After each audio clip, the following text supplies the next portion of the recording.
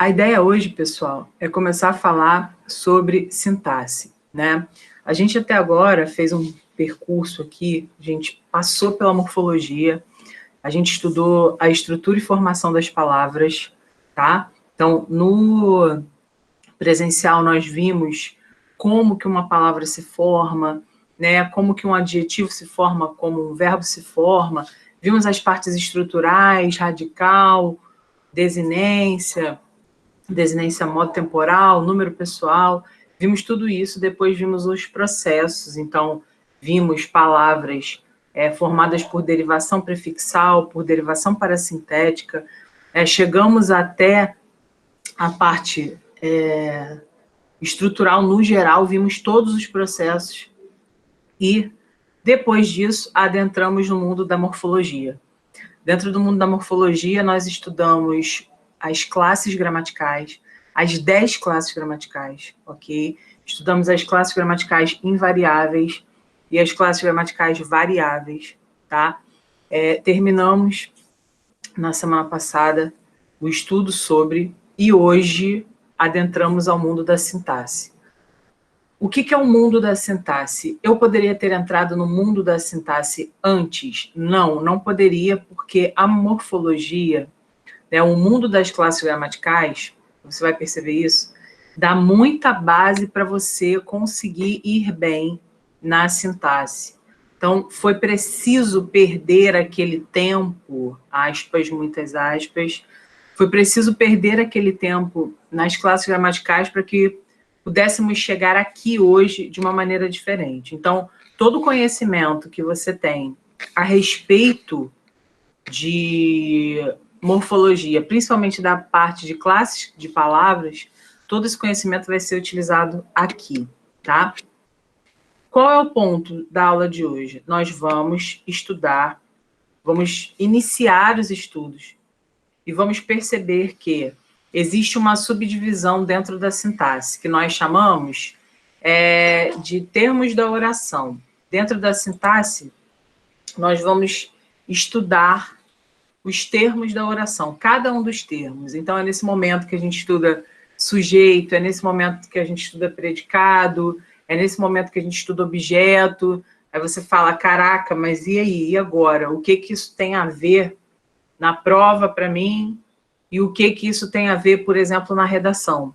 Nós vamos ver aqui, né, estratégias para o seu texto chamar mais atenção para uma informação e não outra, né? Vamos ver aqui como responder as questões sintáticas de uma maneira em que o conhecimento de gramática e de interpretação de texto é misturado.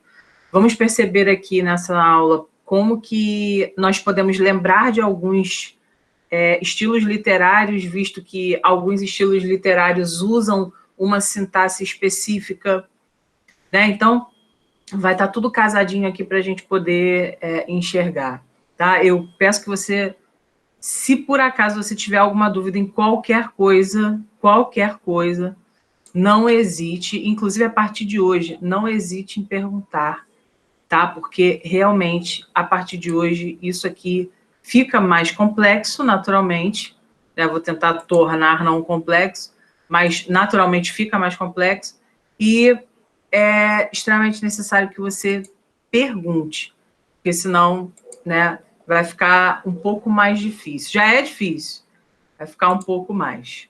Então, vamos lá, ó. Coloquei aqui esse slide para você, em que nós vamos começar a falar sobre a sintaxe. Veja, é sintaxe que se diz, tá?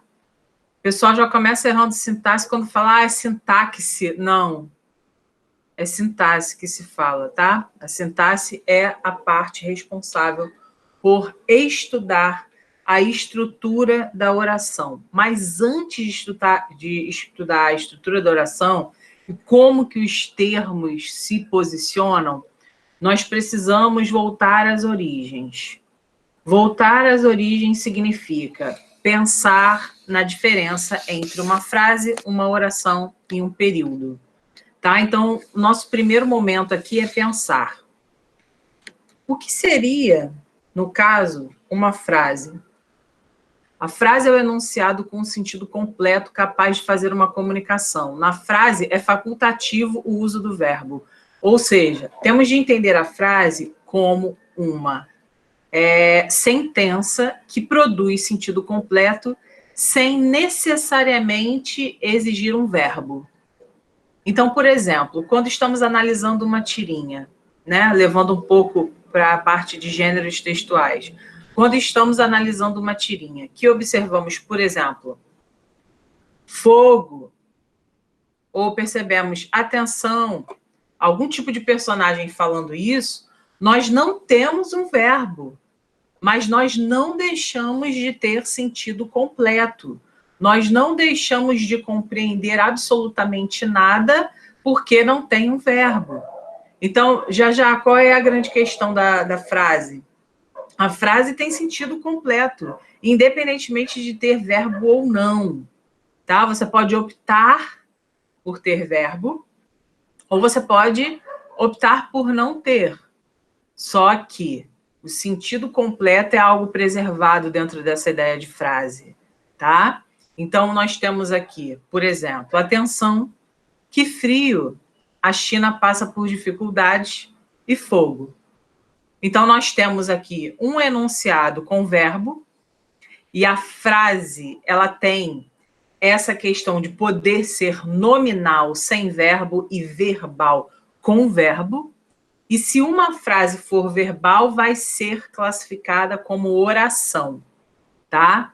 Então, uma oração é um enunciado que tem verbo, a gente já viu isso, e, né, enfim, já conversamos sobre isso na nossa formação, até chegar ao JLMed, mas vamos rever toda essa história. Nós temos dentro da frase em si possibilidades semânticas. Essas possibilidades semânticas são extremamente cobradas pela banca da UERJ, tá? Eu vou falar banca da UERJ, mas quando você escutar banca da UERJ, você tem que entender banca da Estácio, banca da USS, banca da FESO e da UERJ propriamente dita, tá? Que é o quê? Essa prova, essa banca tem uma característica de explorar valores semânticos. Então, dentro de um texto, dentro de uma composição textual, é muito natural que passemos sentidos por meio das nossas falas. Nesse sentido, a gente precisa sempre ter em mente, essa frase aqui teve o sentido de quê? Essa frase aqui veio com emoção? Essa frase aqui está fazendo uma pergunta? Essa frase aqui está expressando um desejo? Então, vamos ver que tipos de frases são esses. Ó, nós temos a frase declarativa, que obviamente faz uma declaração, tá? Qual seria a declaração? Os olhos luziam de muita vida, tá?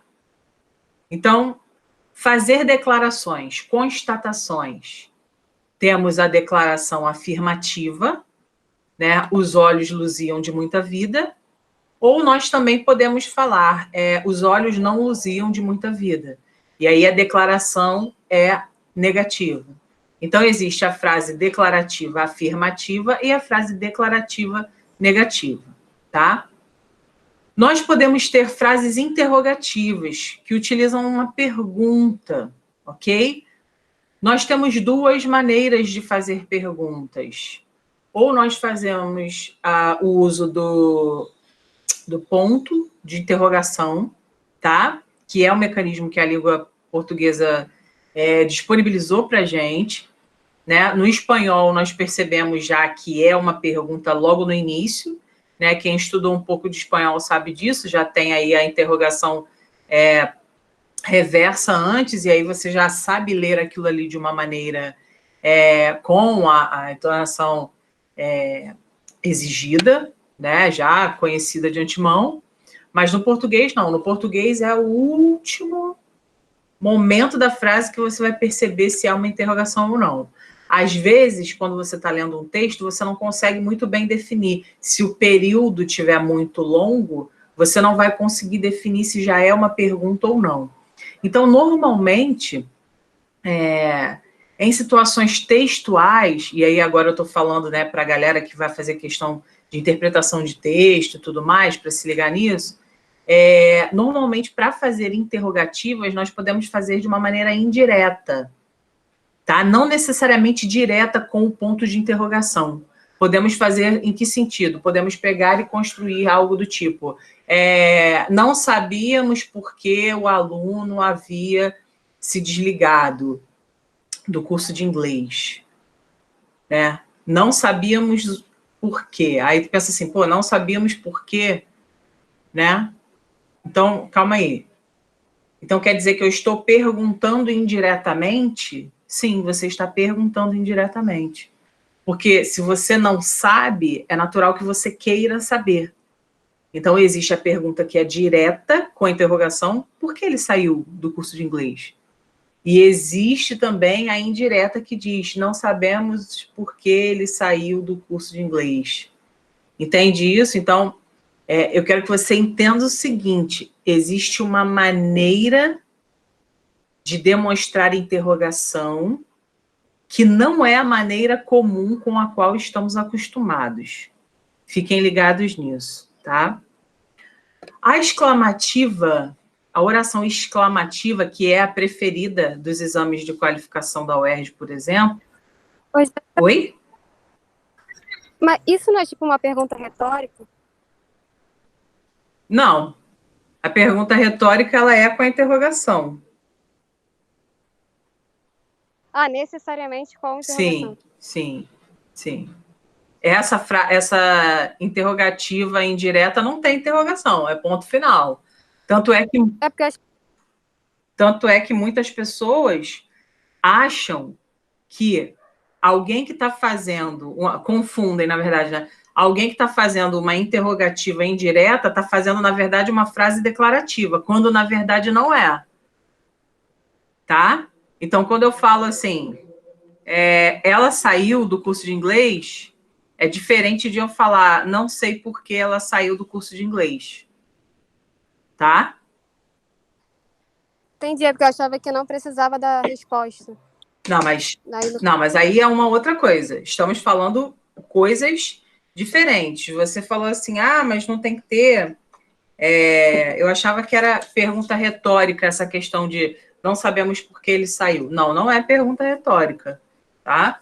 Pergunta retórica é quando eu coloco assim, diante do cenário de desigualdade social, é necessário refletir sobre as possibilidades de mudança do país. Até que ponto temos influência no poder? Isso é uma interrogação. Até que ponto? Isso é uma retórica, isso é para gerar reflexão em você, tá? É diferente do que a gente está falando, né? A gente está falando aqui de uma interrogativa que se faz de uma maneira indireta que você não percebe, pode não perceber que é uma pergunta, porque você não está vendo uma interrogação, você está vendo um ponto final, tá? Então, não confunda. Entendi, eu achava que precisava de resposta, aí eu confundi os dois. Não. Tranquilo. A exclamativa, ela vai expressar um sentimento, essa que eu estava falando que é a preferida, né, da UERJ. Então, vez ou outra, eles exploram o UERJ, leia-se, o SS, FES, Estácio, tá? Essa exclamativa, como ela expressa sentimento, a banca gosta muito de colocá-la e perguntar qual é o sentimento expresso. Na minha humilde opinião de professora, eu acredito que seja uma das questões mais problemáticas da prova, quando você mexe com sentimento com o uso das exclamativas, né? É claro que, assim, dentro de um viés contextual, a gente consegue perceber se aquilo ali expressa mágoa, se aquilo ali expressa raiva, se aquilo ali expressa indignação. Mas, às vezes, as bancas colocam sentimentos tão aproximados que você fica assim, putz, você tem que basicamente ir para a teoria mesmo, né? Para o dicionário, basicamente, pensar assim, putz, calma aí, qual é a diferença, né, de raiva para mágoa? A pessoa, quando está magoada, ela também não está com raiva. E aí começa aquele looping semântico que é de difícil, né, saída. Às vezes você se encontra... Vocês já devem, com certeza, ter visto há várias questões desse tipo, né, colocando ali, destacando uma frase exclamativa e perguntando qual era a expressão, né, qual era o sentido. E aí você tem que dizer que é mágoa, que é ressentimento, que é ingratidão, que é indignação. É uma das questões mais difíceis, porque, na verdade, a gente nunca vai conseguir saber, né? A gente tem um direcionamento pelo contexto, mas não é tão simples assim, tá? Temos a frase imperativa, que para a gente é mais fácil. A gente estudou recentemente verbos no imperativo, então a gente está muito tranquilo com isso. A gente sabe que induz à ordem, induz ao pedido, induz ao aconselhamento, tá? Chegue-se mais perto. Então, quer dizer, estou pedindo para você. Repara, não é vai tomar banho agora. Não é essa semântica. Chegue-se mais perto, tipo, é um pedido, mas é um pedido, assim, com uma malemolência, não é diretamente uma ordem, uma parada ditatorial, tá? Então, vamos ter cuidado aí com essa semântica. E a frase optativa, né, que é o próximo tipo de frase, que é a frase que exprime um desejo, tá? Então, tomara que você passe na prova, tomara que você vá bem, tomara que você gabarite a parte de português da sua prova, tá? Então, assim, tudo que expressar um desejo, um voto, vai servir para a gente como frase optativa, tá? Então, muita atenção a isso. Depois, a gente vai para o conceito de oração. E aí, o que a gente precisa saber sobre o conceito de oração? Oração é o enunciado com sentido que se estrutura com base em um verbo. Na oração, é preciso usar verbo ou locução verbal. Pessoal, qual é a diferença de verbo e de locução verbal? Respondam para mim, por favor. Locução verbal tem 2 verbos, né? Um auxiliar e outro principal. Locução verbal tem 2 verbos, um verbo auxiliar e um principal. Muito bem. E o verbo em si é formado pelo quê? Apenas uma palavra, né? Apenas uma palavrinha, apenas um verbo, apenas uma ação, apenas um estado. Então, assim, é sempre bom a gente lembrar, né? Pessoal da Unigran Rio que está aí na aula, lembra disso, porque eles cobram muito para você identificar, eles botam uma frase e aí pedem para você identificar. Às vezes eles vão marcar 2 verbos e aí vão pedir para que você identifique. Você vai ter que identificar como locução verbal, tá? Ou às vezes eles vão colocar, por exemplo, ontem à noite nós fomos beber cerveja. Aí ontem à noite, né, que são 3 palavras, com sentido de tempo. E aí isso vai ser uma locução adverbial e por aí vai, tá? Então, lá tem muita questão de identificação. É uma coisa importante aí para vocês perceberem. Então, vamos lá. A oração se estrutura da seguinte forma, ó. A fábrica hoje produziu bem. Temos aqui o verbo produzir, identificando que existe a presença de uma oração, tá? Homens e mulheres são iguais perante a lei. Então, nós temos aí a ideia de que, mais uma vez, temos um verbo, né, verbo ser, e aí temos uma oração, tá? Já, uma oração é uma frase verbal? Sim, tá? Tem que ter sentido e tem que ter o verbo, tá bom? Ninguém na prova vai te perguntar o que é uma frase, o que é uma oração e o que é um período. Mas a pessoa vai falar para você. Identifique se o período é simples ou composto, que aí é a próxima noção que a gente vai estudar. Tá? Então, o período é a oração composta por um ou mais verbos. O período pode ser simples ou composto. E aí a ideia é bem tranquila, tá? O período simples é o que tem uma oração e o período composto tem 2 ou mais. Quando a gente fala de sintaxe, a gente fala de estudar, na verdade, períodos compostos. Então, nós vamos estudar períodos compostos por subordinação, períodos compostos por coordenação, né? Vamos estudar as orações adverbiais, as orações restritivas, adjetivas restritivas, né? E aí é bacana a gente tentar se apropriar desse conceito de período composto. Então, período simples tem apenas uma oração, tá? As senhoras como se chamam? Então, esse chamar e verbo, período simples, uma única oração. Período composto tem duas ou mais. Um deles perguntou-lhes familiarmente se iam consultar a adivinha. Então, nós temos perguntar e nós temos iam consultar. Por quê? Porque iam consultar é consultariam, tá? Então, quando temos dois verbos com valor de um só, temos uma locução verbal. Se eu perguntasse quantas orações tem aqui, vocês deviam falar que tem duas, porque tem perguntou e iam consultar. Ah, já, mas para mim tinha três, porque ir é um verbo e consultar é outro. Não nesse caso aqui, porque iam consultar se transforma em um único verbo. E aí, se transforma em um único verbo, a gente tem uma locução verbal. Tudo bem ou não?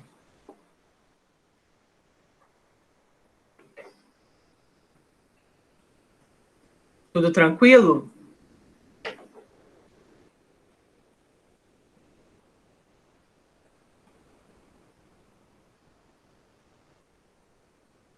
Tudo bem. Vamos lá, então.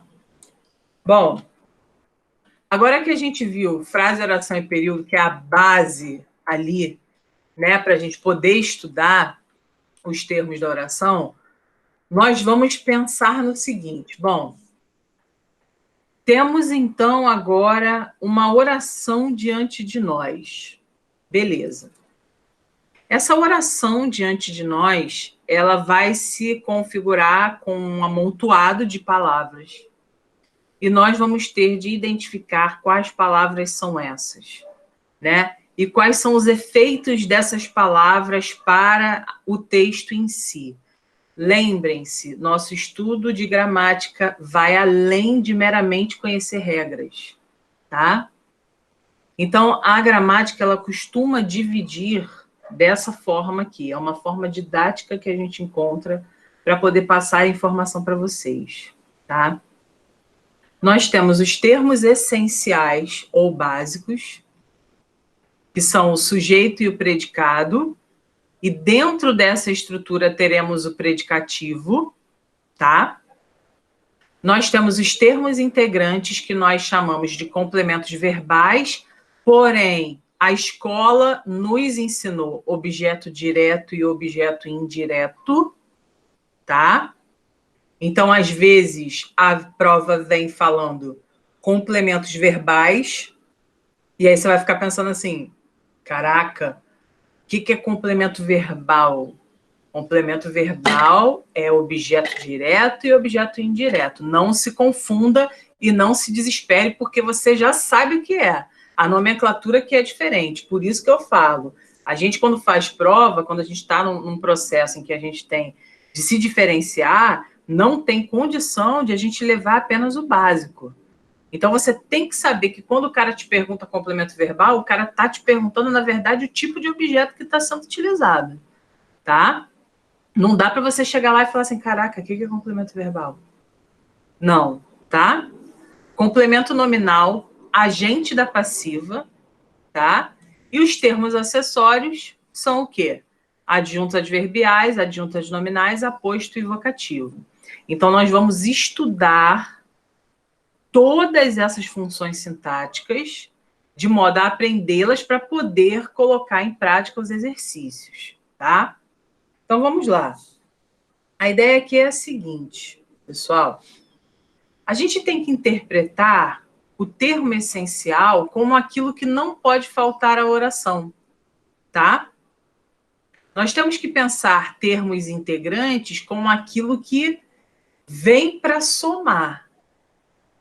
E nós temos que interpretar termos acessórios como acessórios que nós, meninas, usamos, tá? Não que o homem não tenha, mas nós, meninas, somos mais afeitas ao uso de acessórios. Por exemplo, você está vendo a Jajá aqui, a Jajá está com um brinco gigantesco, né? O brinco é considerado um acessório, mas eu poderia muito bem pegar e tirar, E eu continuaria linda da mesma maneira.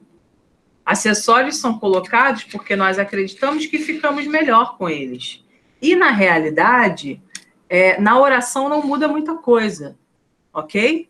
O pensamento, essa analogia, serve muito profundamente. Tanto é que você, na sua redação, por exemplo, você adora usar termo acessório, você adora colocar um na contemporaneidade, você adora colocar com o avanço da indústria farmacêutica. Isso tudo é adjunto adverbial.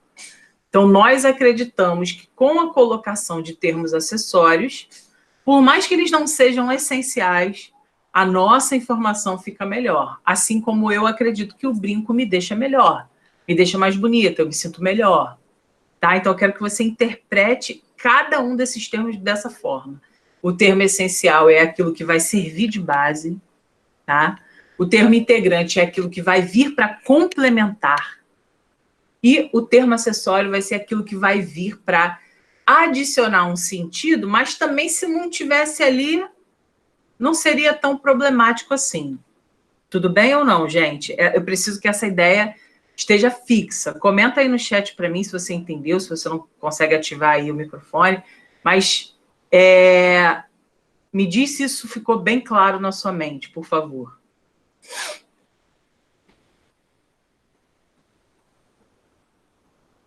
Tá tudo bem.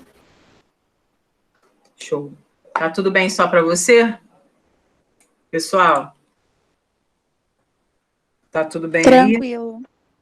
Tá. Beleza. Tudo bem também. Show, show. Então, vamos lá. Olha, depois que a gente viu, né, essa subdivisão, a gente vai partir para o abraço, né, que é a questão aí das funções propriamente ditas.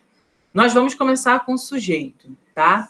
Primeiro de tudo, sujeito é o termo a partir do qual eu faço uma declaração. Sujeito é o termo a partir do qual eu faço uma declaração. Então, eu pego o João e coloco assim. Pego o João, vou fazer uma declaração sobre ele. Se eu peguei o João para fazer uma declaração sobre ele, é porque o João é o meu sujeito. Então, eu digo, João é meu aluno. Esse é meu aluno é a declaração. Mas o termo a partir do qual eu fiz a declaração é o João. Então, o João é o sujeito. Tá? Então, vamos entender o sujeito como o termo a partir do qual se faz uma declaração.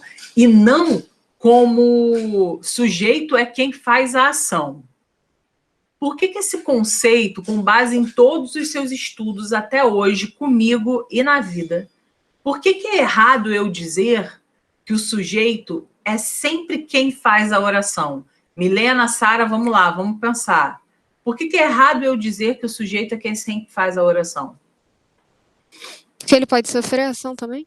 Porque ele pode sofrer a ação também, porque existe o sujeito o quê? Passivo. Então, eu não posso definir dessa forma. Por anos e anos e anos, a gramática definiu o sujeito como quem fazia a oração. Até chegar o momento em que a gente está diante de uma oração com um sujeito passivo. E aí? Ele não está fazendo nada. Ele está sofrendo. Então, se está sofrendo, nada mais justo do que eu desconstruir esse tipo de definição. Esse tipo de definição não dá conta da verdade, tá? Então, vamos lá. Nós temos aqui as categorias, né? São 5 tipos. Nós temos sujeitos simples, nós temos sujeitos que são compostos, nós temos sujeitos desinenciais, nós temos sujeitos indeterminados e nós temos sujeitos inexistentes, tá? Então, qual seria o esquema aqui, ó? Vamos olhar os exemplos. O sujeito simples, ele apresenta um só núcleo, tá? Um único núcleo significativo.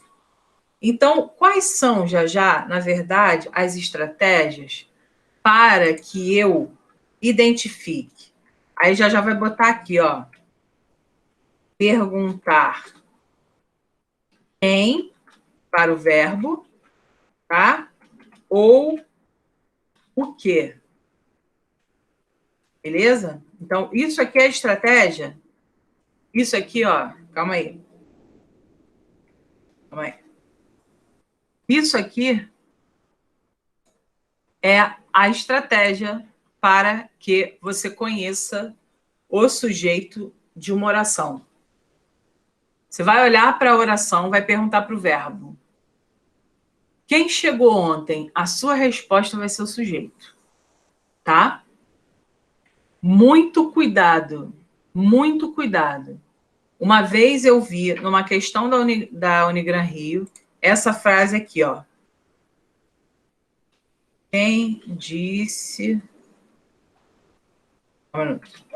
Quem disse que seria possível ir à Lua? Ó, eu vi essa oração aqui. A Unigran Rio fez o seguinte, marcou esse cara. Vai pra cá. A Unigran Rio marcou esse cara e perguntou quem era. Mais de 90% dos alunos erraram essa questão. Perguntados sobre a função sintática, marcaram qualquer outra coisa que não seja sujeito. Agora, se você aplica essa questão que eu já estou te ensinando, quem disse que seria possível ir à Lua? Qual é a resposta que está presente na sua frase? O próprio quem, tá? Se é o próprio quem que está na sua frase, quando você pergunta e você tem essa resposta, cara, o sujeito está ali. Esse quem é um pronome. É um pronome interrogativo, inclusive, porque temos uma interrogação lá no final. Ah, já, mas caraca, quando eu pergunto quem disse que seria possível ir à Lua e a resposta é quem, fica meio estranho. Por isso que eu fico agoniada de poder marcar um gabarito como esse. Pessoal, não fiquem. Como quem é um pronome, sabe o que você pode fazer? Vou te dar uma dica agora. Tira esse quem e bota Rodrigo, sei lá. Bota, sei lá, Silvio, Sandra. Fala assim, Sandra disse que seria possível ir à Lua? Pô, tomei vitamina C. Ficou um granuladozinho na minha garganta, cara. Calma aí.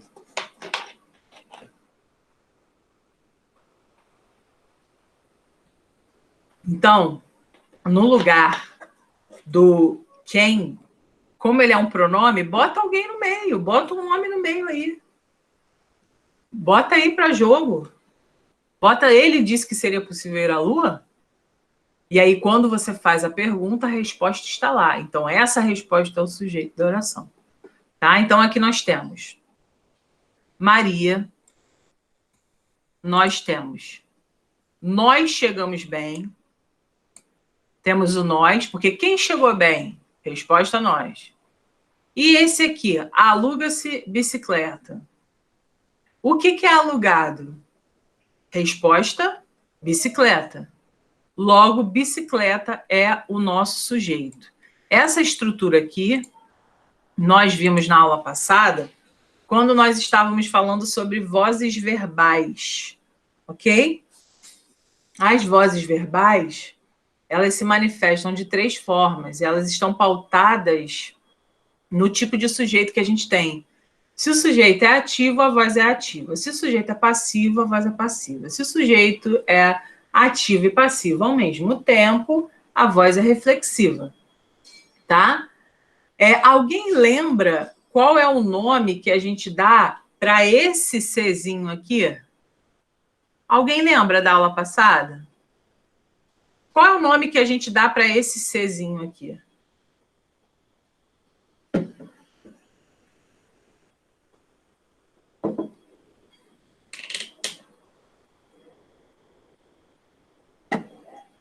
Qual o nome?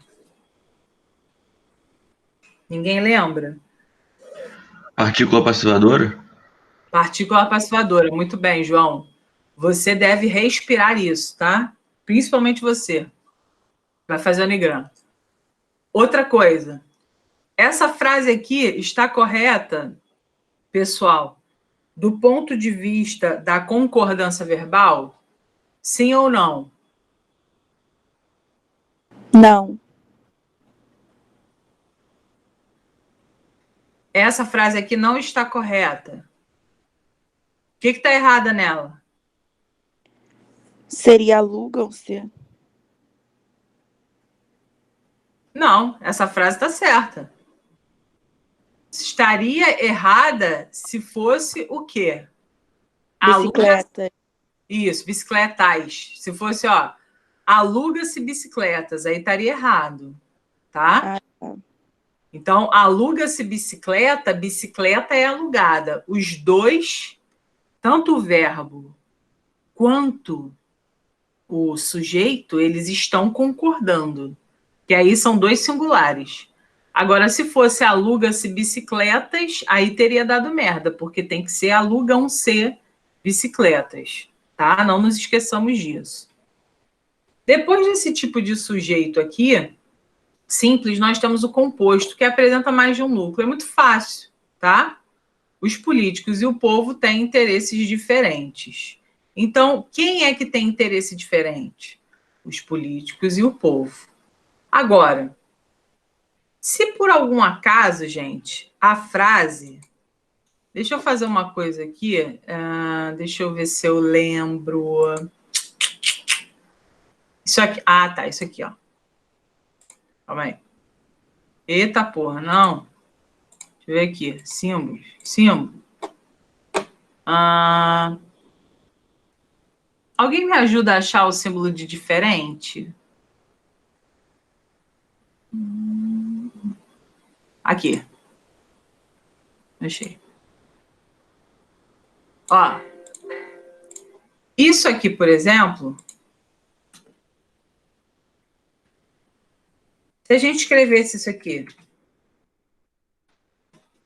qual seria o tipo de sujeito?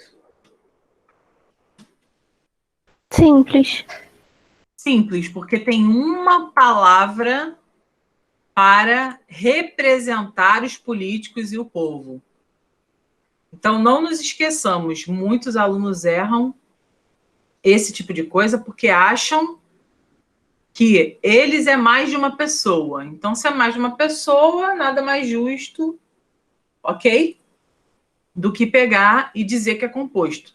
Só que não, tá? Então, muita atenção a isso.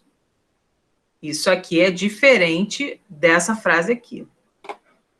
O outro tipo de sujeito é o sujeito oculto ou desinencial. As provas têm chamado de desinencial, tá? Mas eu botei oculto aqui porque na escola a gente aprende, pelo menos eu aprendi, né? Não sei agora, muitos de vocês ficam ali naquela média, né, de 19, 20, 22 anos. Quem é mais velho conhece a nomenclatura, mais de uns 10 anos para cá, a escola tem adotado chamar de sujeito desinencial. E por quê? Porque existem as desinências do verbo, que conseguimos observar e perceber de quem estamos falando. Tá? Então, ó, estudo em realengo. Maria chegou ontem e estava viajando. Vamos lá. E a Maria saiu errada aqui, ó. Deixa eu apagar a Maria. Ó. Chegou. Só. Então, estudo em realengo. Chegou ontem e estava viajando. Quem é que estuda em realengo? A única resposta plausível aqui é eu, né? É a única resposta plausível. Eu. Que eu estudo. Não pode ser nós estudo, ele estudo. Não. Tá? Chegou ontem. Quem foi que chegou ontem? Ela chegou ontem. Ele chegou ontem. Tá? Estava viajando. Ela estava viajando. Ele estava viajando. Adriana estava viajando. Não sabemos.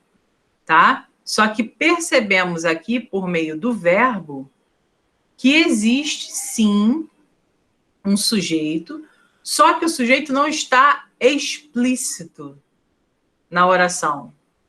Ele não está colocado na oração. Só que eu sei que ele está lá. tá? Então, como que eu sei? Vou continuar aplicando. Quem é que estudou? Olha lá. Quem é que estuda em realengo? Resposta, eu. Só que o eu não está ali. É diferente para a gramática, né? E aí não tem jeito, né, galera? A gramática lida com as coisas palpáveis, né? Então, se eu tenho isso aqui, já é totalmente diferente para a gramática.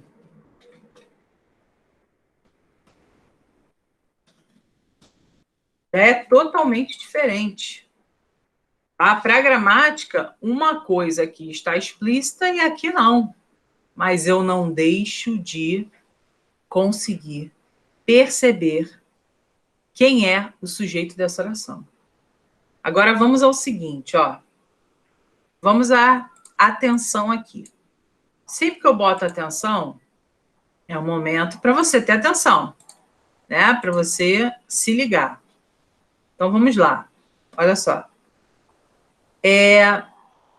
Se aqui, por exemplo, construíssemos o seguinte.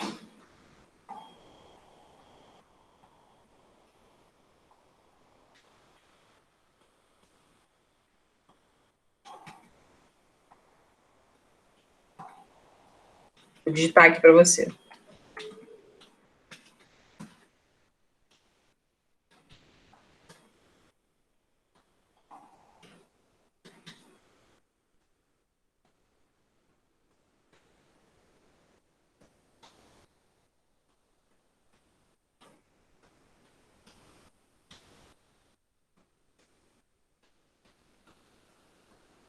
Dá uma olhada aqui.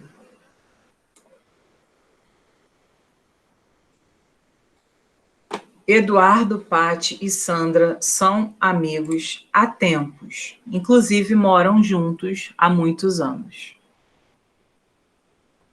Eu quero saber qual é o sujeito dessa oração. Estou te esperando, tá?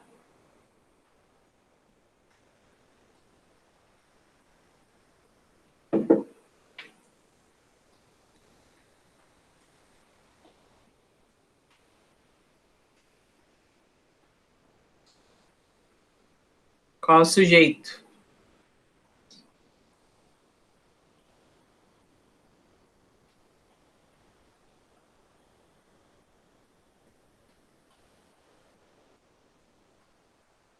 Vamos, pessoal.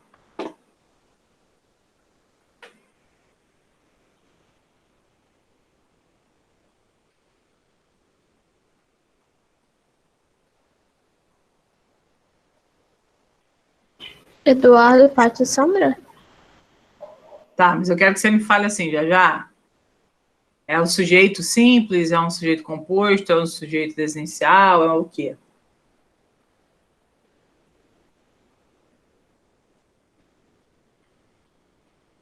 Composto? Beleza, mas aí você está falando de que oração? Pessoal, não nos esqueçamos.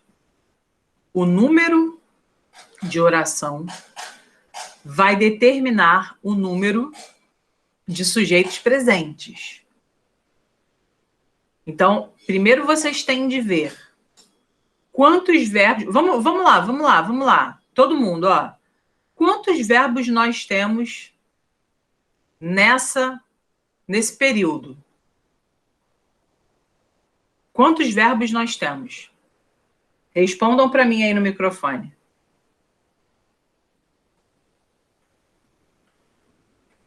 Três diferentes, mas são 4, assim, ensina. 3 diferentes, mas são 4. Milena, pode falar para mim quais são? São Só um minuto. Então, são a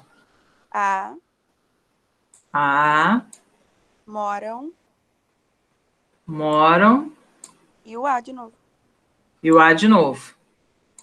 Beleza, então nós temos 4 verbos. Se temos 4 verbos, temos 4 sujeitos. Se os sujeitos são diferentes, nós vamos saber. Mas vamos cair dentro. Inara falou Eduardo, Pati e Sandra. Inara está falando que Eduardo, Pati e Sandra são sujeitos. Sim, são sujeitos dessa oração, são amigos. Beleza, ok. Agora vamos lá. Qual o nome desse sujeito que traz mais de um componente aí como núcleo? Composto. Sujeito composto, beleza.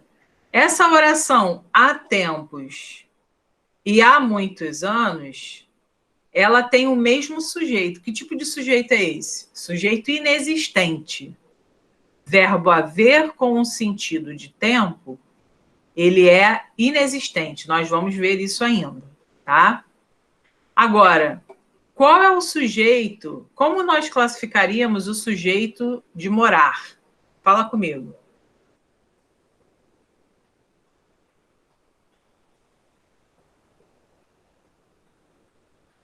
Seria o mesmo, né? Que seria Qual? Eduardo, Pati e Sandra, porque seria eles moram juntos, o Eduardo, a Pati e a Sandra. Calma, mas calma. Como que a gente classifica esse sujeito do moram juntos?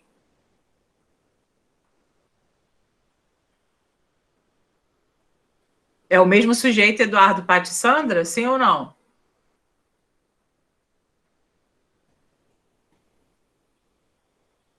Sim? Não. Não é. Que sujeito é esse do moram juntos? É o sujeito desinencial. E vamos lá, chegamos a um ponto que é um ponto problemático nas provas. Quando a gente tem Eduardo, Pati e Sandra são amigos há tempos, inclusive moram juntos há muitos anos, nós temos aqui uma manifestação, nós temos aqui uma manifestação de um sujeito composto por meio de 3 substantivos próprios ligados a uma oração. Aqui, nós não estamos mais falando expressamente com os mesmos termos, embora, né, utilizemos os mesmos sujeitos. Só que aqui, Milena, o que rola é que esse moram, quem está aqui? Não é esse cara aqui? Concorda? Aham. Então, na verdade, nós temos sujeito composto aqui e sujeito desinencial aqui. Mas quem é que pode me provar que esse cara é desinencial? Na verdade, a presença de um contexto que me permite identificar quem são essas pessoas que moram juntas há anos. Entendido isso, pessoal?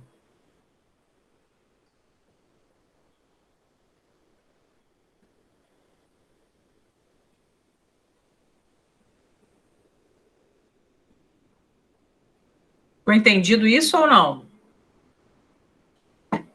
Eu achei estranho. Porque, tipo, na minha cabeça tava muito certo que era, tipo, ainda Eduardo, Pati e Sandra, sabe? Por ele já ter referido. Mas é. Só que a manifestação não é. A manifestação escrita não é. Entende? Uhum. Para a gramática, Inara, as coisas são o que elas são. Né? O que elas estão aparecendo e aparentando ali naquele momento. Então, por exemplo, quando a gente pensa em Eduardo, Pati e Sandra aqui, ok. Porém, a gente cai nessa ideia aqui de cima, olha para cá, nessa ideia. Aqui nós temos 2 tópicos, 2 sujeitos, e aqui nós temos um representando os 2. É a mesma história, ó. É a mesma história, só que aqui ele não está expresso como estava aqui em cima. Ele está escondido, mas você não deixa de dizer que são eles. Tá? Então, se cair uma oração dessa, você com certeza pode ter ideia de que na letra A vai estar lá, sujeito composto, para você errar. Na verdade, sujeito aqui é desinencial. Aqui ele é composto. Ah, já, mas aí se tivesse Eduardo, Paty e Sandra são amigos há tempos, inclusive Eduardo, Paty e Sandra moram juntos. Aí seriam os dois compostos. Tudo bem, Nara? Tudo bem, mas se fosse Eduardo, Paty e Sandra são amigos e moram juntos, ainda seria desinencial? Ainda seria desinencial. Tá. Tá? Porque para a gramática, para cada oração você vai ter um sujeito. A manifestação desse sujeito é que vai ser diferente. Tudo bem? Beleza. Então tá. Aí eu vou colocar aqui para você, ó, uma coisinha. Se liga. Aqui, eu vou escrever assim. Se houver a presença de um contexto, o sujeito será desinencial. Calma aí que tá uma aberração muito grande aqui, não estou gostando. Calma aí. Assim, pronto. Tá? Então, vou marcar aqui só para você saber o ponto de tensão.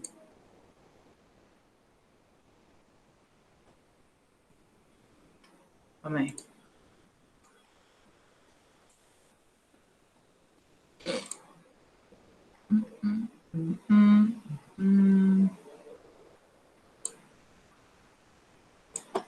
Beleza, pessoal? Então, cuidado, tá?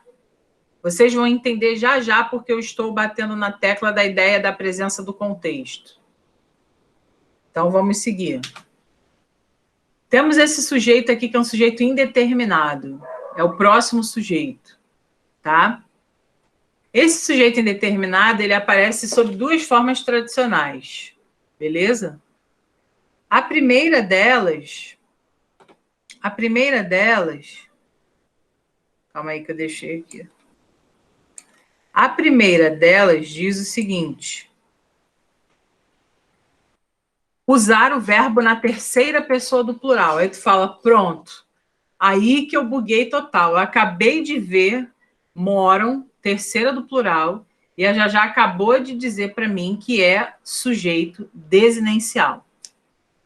Sim, lá era sujeito desinencial porque você possuía o quê?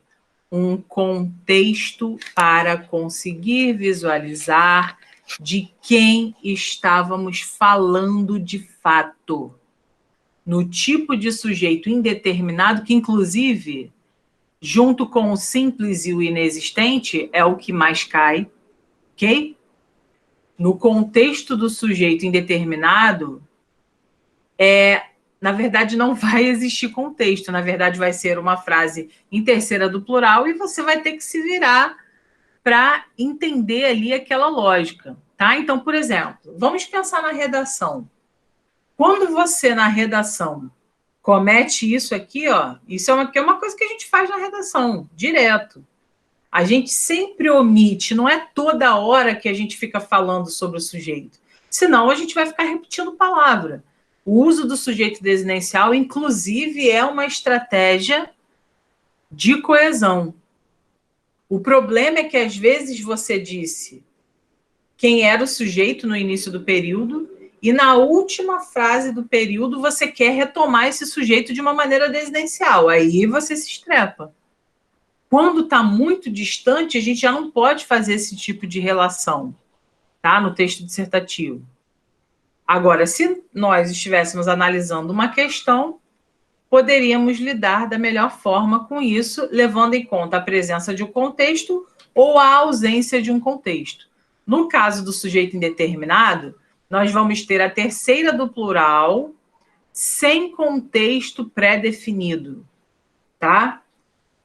Sem contexto pré-definido. Vou colocar para você agora aqui em letra maiúscula.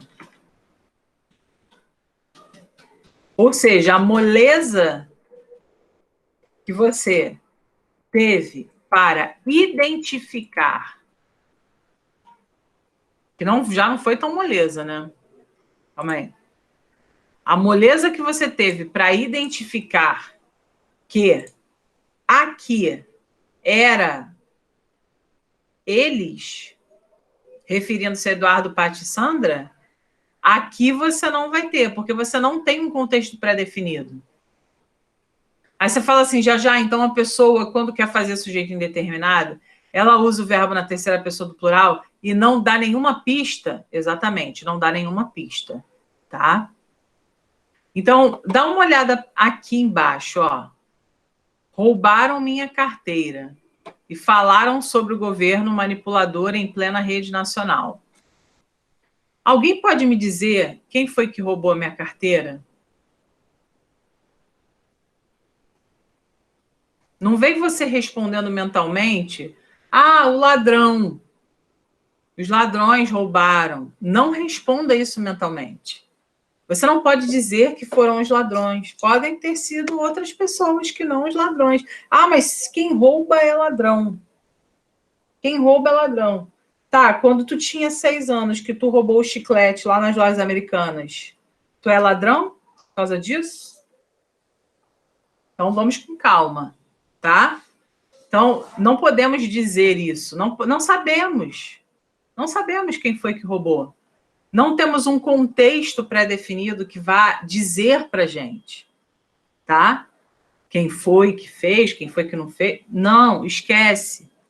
Tá? Então, quando não temos contexto pré-definido e temos terceira pessoa do plural, temos sujeito indeterminado. Uma outra questão é falaram sobre o governo manipulador em plena rede nacional. Quem foi que falou? Sabemos quem foi? Sabemos ou não sabemos? Não sabemos. Para essa frase aqui, nós não somos capazes de identificar. E aí que vem a minha primeira atenção, principalmente para o pessoal de pública, tá? O que ocorre? Em questões de interpretação de texto, muitos sujeitos indeterminados com terceira pessoa do plural são frequentemente escolhidos para ilustrar o enunciado. Por quê? Quando nós temos esse tipo de sujeito, que é o sujeito indeterminado, quando nós temos esse tipo de sujeito, nós queremos fazer o que com a identidade da pessoa, pessoal? Estou perguntando e quero uma resposta. Quando usamos o sujeito indeterminado, o que queremos fazer com a identidade da pessoa? Na frase, falaram mal de você. O que nós queremos fazer? Oi? Omitir? Sim. Mas para que a gente, dentro de um contexto, omite uma informação? Para proteger essa pessoa.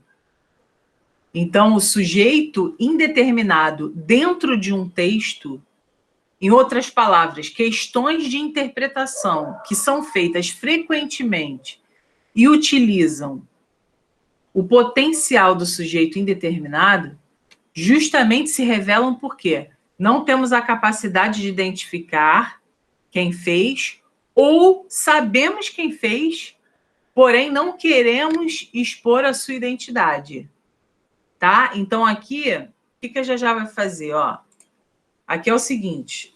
Primeira coisa, quando a gente tem sujeito indeterminado, ó, vou botar aqui, ó, não somos capazes... Parece Glória Pires, né? Não sou capaz de opinar, mas aqui no caso, não somos capazes de identificar quem fez a ação. E isso já traz para o texto uma atmosfera de mistério, né? Existem vários tipos de contos que trabalham com essa atmosfera de mistério, pautando-se justamente em sujeitos indeterminados. Tá? Então, não somos capazes de identificar quem fez a ação com esse tipo de sujeito, ou não queremos revelar sua identidade. Não queremos revelar a identidade de quem praticou a ação. Milena?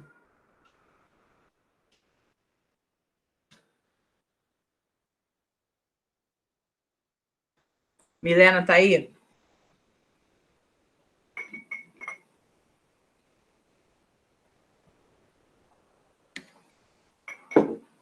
Não, foi ao banheiro. Pessoal, alguém aqui já fez fofoca de alguém? Responde aí para mim. Sim ou sim?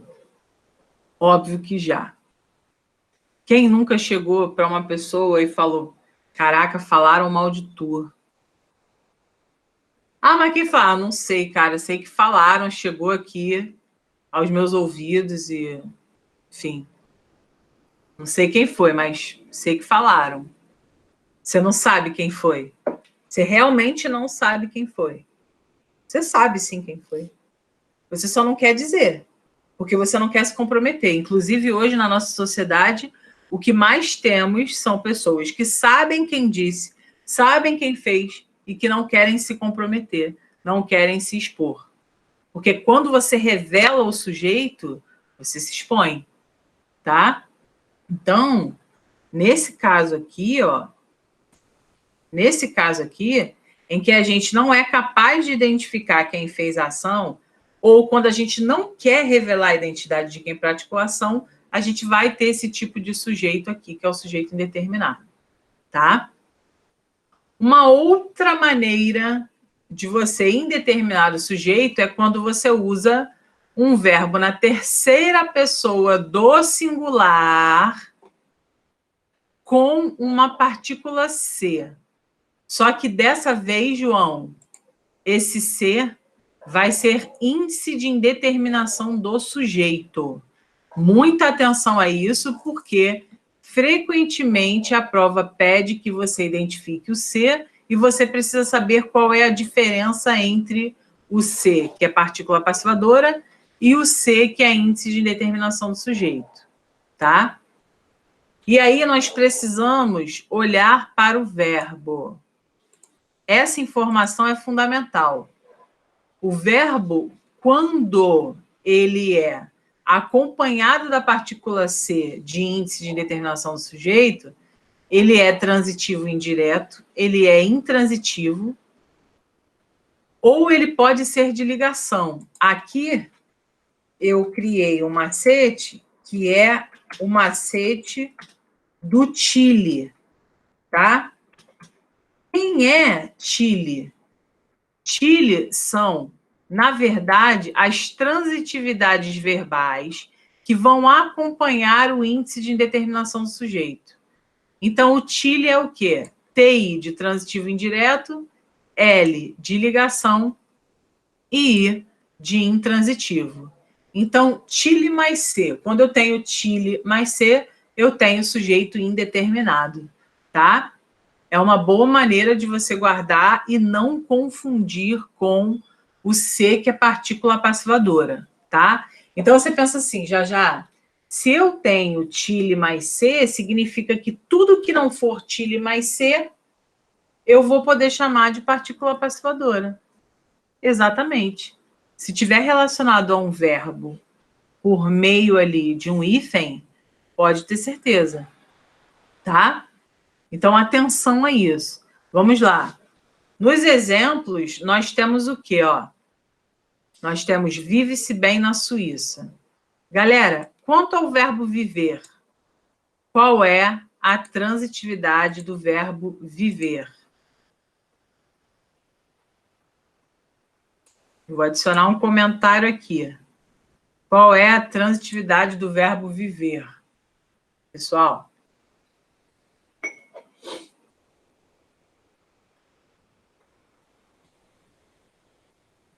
O verbo viver é transitivo direto, o verbo viver é transitivo indireto, o verbo viver é intransitivo, o verbo viver é de ligação, o verbo viver é o quê? Transitivo direto e indireto ao mesmo tempo? É intransitivo? É intransitivo. Então, se ele é intransitivo, vou botar aqui para você, ó. Verbo intransitivo. Beleza? Esse verbo aqui é intransitivo. Se esse verbo é intransitivo, vou botar assim, ó, para não atrapalhar. Calma aí.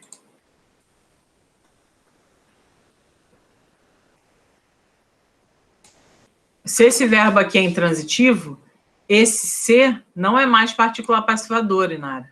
Esse ser agora é índice de indeterminação do sujeito, tá?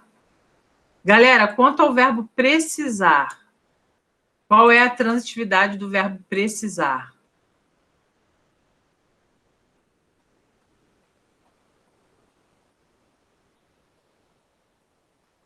Indireto? Indireto. Então, ele é transitivo indireto. Se ele é transitivo indireto, ele faz parte do tile mais ser. Então, esse Czinho aqui também será índice de indeterminação do sujeito. O verbo permanecer. Qual é a transitividade do verbo permanecer?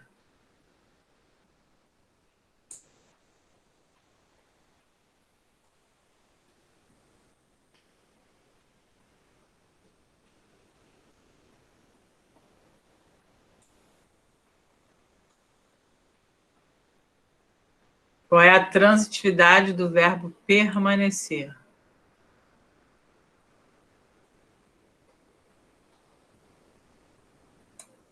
Alguém sabe? Ele é de ligação. Quais são os verbos de ligação, hein? Quem lembra dos verbos de ligação? Se não lembra, tem que lembrar, tá? E aí, eu vou lá no chat. Olha só. Verbos de ligação. Quem é de particular de medicina tem que comer isso aqui com arroz e feijão todo santo dia, tá? E quem faz redação tem que comer isso aqui também, porque tem que tentar entender que toda vez que a gente usa um verbo de ligação, é que a gente está dando uma característica de estado ou mudança de estado.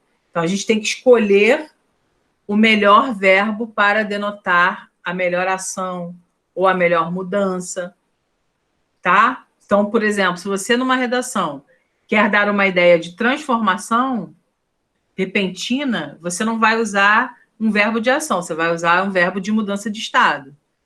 Então, a sociedade ficou perplexa com o novo coronavírus, tá? Então, a gente tem que sempre pensar em como que esse cara pode ajudar a gente. Se ele é do campo do estado ou da mudança do estado, beleza, ele vai caber para situações em que isso seja o foco. Agora, se é do campo da ação, eu vou explorar outros verbos que indiquem ação. Então, olha só. Vou botar aqui para você os verbos de ligação. Verbos de ligação são ser, estar, isso você anota, tá? Ser, estar, permanecer, ficar, continuar, tornar-se, transformar-se, andar com sentido de estado. O que seria um andar com sentido de estado, gente? Alguém tem um exemplo para me dar?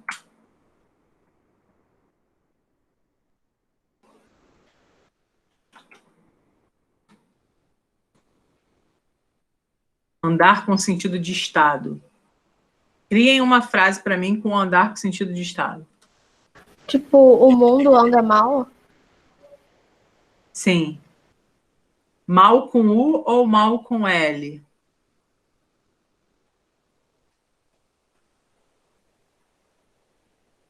Com L? Não. Com L, porque é o oposto de bem, né? Muito bem. Então, ó, ser, estar, permanecer, ficar, continuar, andar, tornar-se, transformar-se e parecer. Esses caras são os verbos de ligação.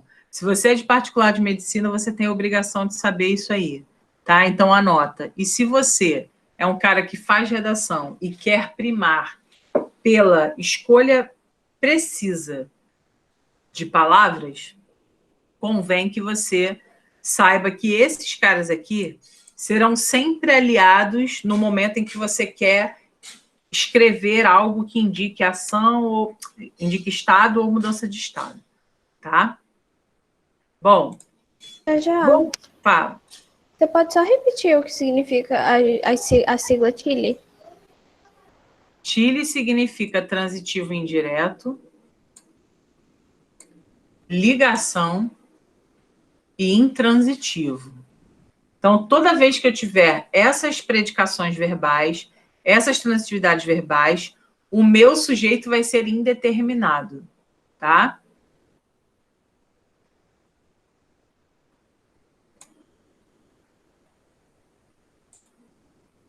Esses aqui embaixo, roubaram e falaram, nós já vimos que é a terceira do plural, sem contexto pré-definido. E isso é que permite que a gente identifique o sujeito como indeterminado e não como outra coisa, tá? Então, não nos esqueçamos. Calma aí.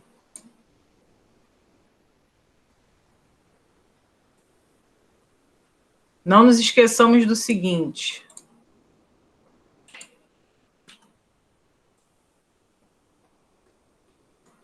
Veja bem. Se estivermos diante de uma questão de interpretação de texto, utilizando ou terceira do plural, sem contexto, ou TILI mais C, estaremos diante de uma história que não quer revelar quem foi que fez a ação. Se não quer revelar, é porque ou não quer mesmo, por uma questão de não ter desejo de, ou não quer por uma questão de proteção identitária, tá? Proteção de identidade. Então, nos liguemos nisso, ok? E o último tipo de sujeito é o sujeito inexistente, ok? Esse sujeito inexistente, ele vai aparecer para a gente da seguinte forma. Nós teremos verbos que indiquem fenômenos da natureza. Nós teremos verbo haver no sentido de existir, acontecer ou ocorrer. Nós teremos verbo fazer, ir e haver no sentido de tempo decorrido. Bastar de e chegar de. Nós temos também essas expressões para refletir sobre sujeitos inexistentes. E nós temos o verbo ser indicando tempo ou distância. Quando eu falo tempo aqui, pessoal, esse ser indicando tempo, na realidade, eu quero dizer, esse ser indicando tempo, pode ser qualquer tempo. Pode ser o tempo do meu amigo Igor Cassiano, que é o tempo climático. Pode ser o tempo também do meu amigo Igor Cassiano, porque fala de temperatura, ok? Pode ser do Leandro também, porque Leandro fala sobre escalas lá na física, em que vocês veem os diferentes tipos de temperatura, de unidades para temperatura. Ou pode ser o tempo da literatura, tá? Na verdade, não o tempo da literatura, né? Também o tempo da literatura, mas a perspectiva do tempo em que vivemos, da passagem do tempo, que é o tempo cronológico, tá? O tempo da literatura pode ser o tempo psicológico ou cronológico, então por isso que está contido aí. Então, ó, quando a gente tiver o ser indicando tempo climático, meteorológico ou cronológico, a gente também vai ter sujeito inexistente, tá? Então, aqui são os exemplos, ó, venta muito, choveu ontem, faz frio hoje, há muitas pessoas na sala, faz 3 dias ele partiu, há 3 dias ele partiu, vai para 3 dias que ele partiu, basta de calúnias, chega de calúnias, são 2 horas, seriam talvez léguas, a ideia de distância. Então, nós temos aqui diversas manifestações em que não temos sujeito. Oração sem sujeito é aquela oração que não tem sujeito. Lidem com essa informação, ok? Não tem sujeito? Não tem sujeito como? Quando a gente indica fenômeno da natureza, quando a gente indica tempo decorrido, tempo cronológico, tempo meteorológico, tempo climático, está frio, faz frio, tá? Com bastar de e chegar de, tá? E verbo haver no sentido de existir, acontecer ou ocorrer. Aí você fala assim, já, tá. O verbo haver é problemático para mim. Porque, por exemplo, há momentos em que eu quero falar, eu quero usar o verbo haver e eu não sei se esse verbo está sendo utilizado da maneira correta. Então, se você não sabe, reflita sobre, tá? Quando a gente fala verbo haver no sentido de existir, a gente está falando que é um verbo utilizado com um sentido de existir, porém a manifestação que vemos não é o verbo existir propriamente dito. Isso acontece muito na redação. Houveram casos de corrupção no Brasil. Gente, não existe houveram, mas existe existiram. E aí a gente cai numa questão da redação muito peculiar, que é o quê? Eu até botei para você aqui na atenção. Olha só. No registro coloquial se usa ter no lugar de haver. Isso é uma coisa que vocês precisam abolir da redação de vocês. O verbo ter no sentido de existir,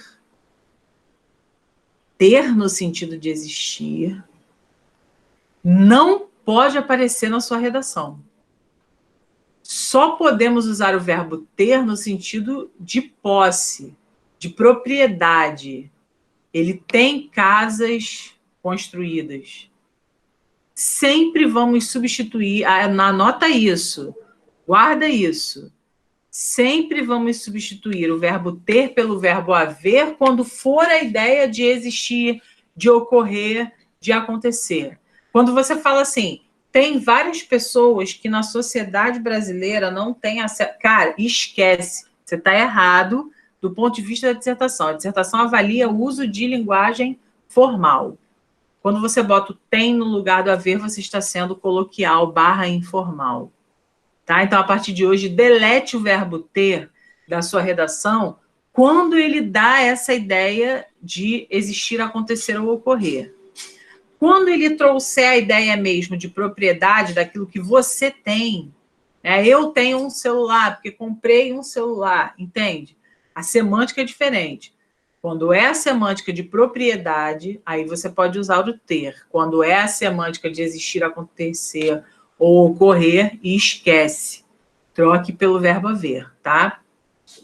E aí nós temos de pensar também, porque o verbo haver aparece direto no nosso texto. Ele é um verbo que nós temos vontade de usar a todo momento. Estamos contaminados por ele. E aí, o que acontece? A gente tem aqui, ó, havia muitas pessoas na sala. Repara, a gente não colocou tinha muitas pessoas, tá? A gente botou havia muitas pessoas na sala. Devia haver muitas pessoas. E podia haver muitas pessoas. O que nós reparamos? Quando o verbo haver está em jogo, a gente não flexiona absolutamente nada. Quando o verbo haver está em jogo, quando ele está na oração, seja por verbo, seja por locução, nós não passamos para o plural. Não passamos. Ok? Agora, presta atenção aqui. Se no lugar do haver quiséssemos colocar, calma aí que eu vou dar uma diminuída aqui na letra para poder caber tudo bonitinho. Olha só. Se, por acaso, calma aí que isso aqui me irrita. Não tá vindo, não sei por quê. Calma aí. Não tá vindo. Tá de saca com a minha face. Então, vamos lá, olha só. Se tivéssemos isso aqui, ó. Se tivéssemos esse verbo, vamos lá? Me ajudem aí para a gente finalizar nossa aula. Olha só. Com o verbo existir. Como que ficariam essas frases aqui, pessoal? Como ficariam essas frases com o verbo existir?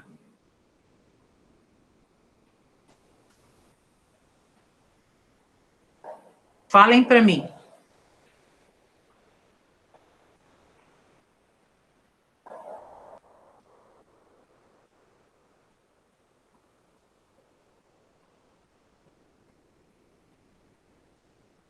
Como que ficaria? Com o verbo existir. Eu quero que você tire o haver e coloque o existir. Pode falar aí no chat também.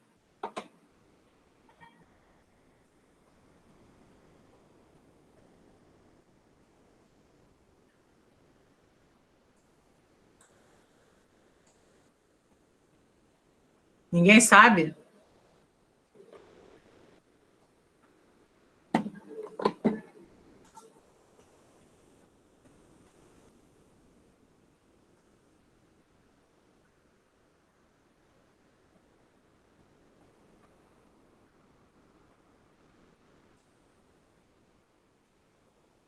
Ninguém sabe como ficaria? Grave, hein? Muito grave. Muito, muito grave. Então, olha só. Se a gente colocasse o verbo existir, e principalmente, galera de particular de medicina, se não souber transposição do haver para o existir, galera, vamos estudar gramática. Porque isso aqui é direto. O cara bota com o verbo haver, pergunta para você, em qual das opções a correspondência foi feita de maneira correta? Aí você não vai saber? Vai deixar, assim, 3.6 passar? Não pode. Então, olha só. Havia muitas pessoas na sala, ficaria, ali no caso, existiam muitas pessoas na sala. Se fosse devia haver muitas pessoas, nós faríamos deviam existir muitas pessoas.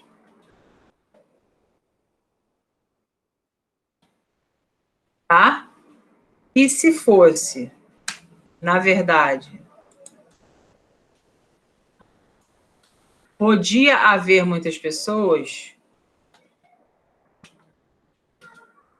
podiam existir muitas pessoas.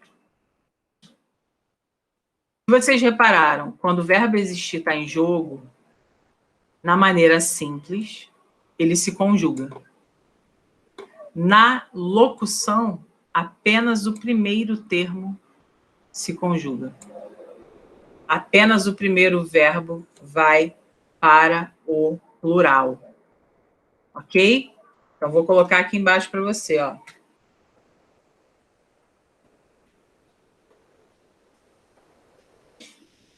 Vou botar aqui embaixo. Atenção. O verbo existir varia em sua forma isolada. Nas locuções verbais, apenas o primeiro verbo acompanhado de existir vai para o plural. É claro que vai para o plural se o sujeito estiver no plural. Se aqui, por exemplo, ó, se aqui fosse devia haver saída, seria o quê? Aqui. Então, ó, se aqui fosse assim, podia haver saída. seria podia existir saída. A gente vai flexionar de acordo com aquilo que for apresentado para a gente. Aqui no caso, como é muitas pessoas e muitas pessoas está no plural, a gente tem essa preocupação, tá? Então aqui, ó, vou botar aqui, tá saindo aqui da... Aqui. 14.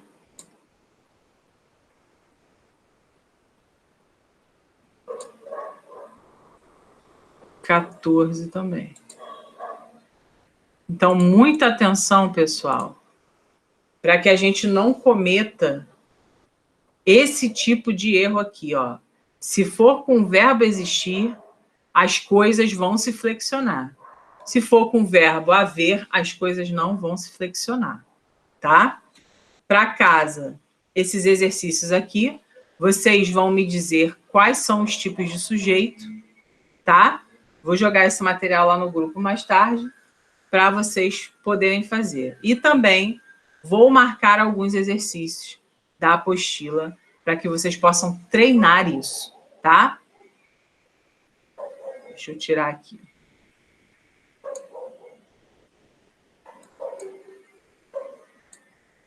Beleza, pessoal? A gente se vê, então, amanhã na aula de redação, às 9 da manhã. Beijos!